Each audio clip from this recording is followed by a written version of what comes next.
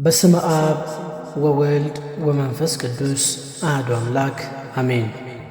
ኦሪት ዘፍጥረት ምዕራፍ 6 እንዲህም ሆነ ሰዎች በምድር ላይ መብዛት በጀመሩ ጊዜ ሴቶች ልጆች ተወለዱላቸው።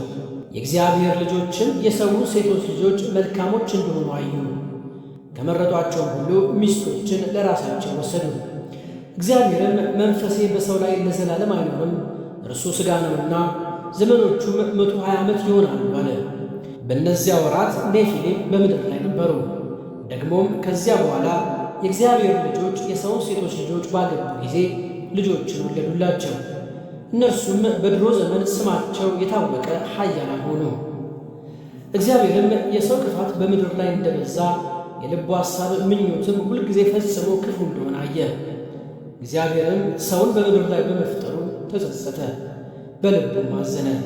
እግዚአብሔርም የፈጠርሁትን ሰው ከምድር ላይ አጠፋለሁ፣ ከሰው እስከ እንስሳ እስከ ተንቀሳቃሽም እስከ ሰማይ ወፍም ድረስ ስለፈጠርኋቸው ተጸጽቻለሁና አለ።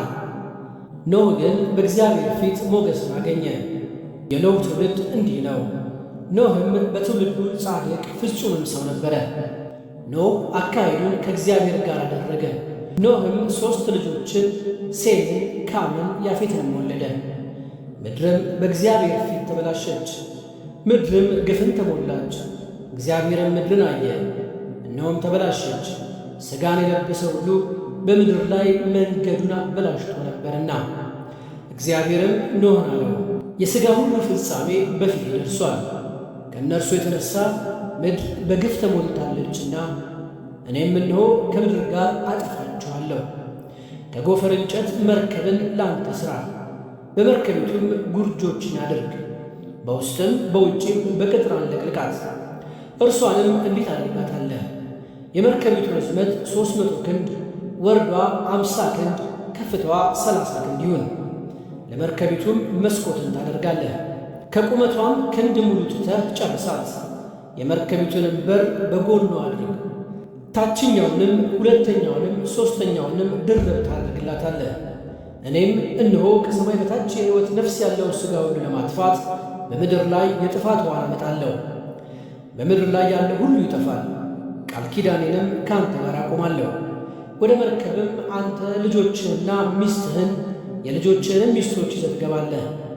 ከአንተ ጋር በሕይወት ይኖሩ ዘንድ ሥጋ ካለው ከሕያው ሁሉ 2 እያደረግ ወደ መርከብ ታገባለህ። ተባትና እንስት ይሁን፣ ከወፍ እንደ ወገኑ ከእንስሳም እንደ ወገኑ ከምድር ተንቀሳቃሽም ሁሉ እንደ ወገኑ በሕይወት ይኖሩ ዘንድ 2 እየሆኑ ወደ አንተ ይግቡ። ከሚበላው መብል ሁሉ ለአንተ ውሰድ፣ ወደ አንተም ትሰበስባለህ፣ እርሱም ለአንተም ለእነርሱም መብል ይሆናል። ኖህም እንዲሁ አደረገ፣ እግዚአብሔር እንዳዘዘው ሁሉ እንዲሁ አደረገ።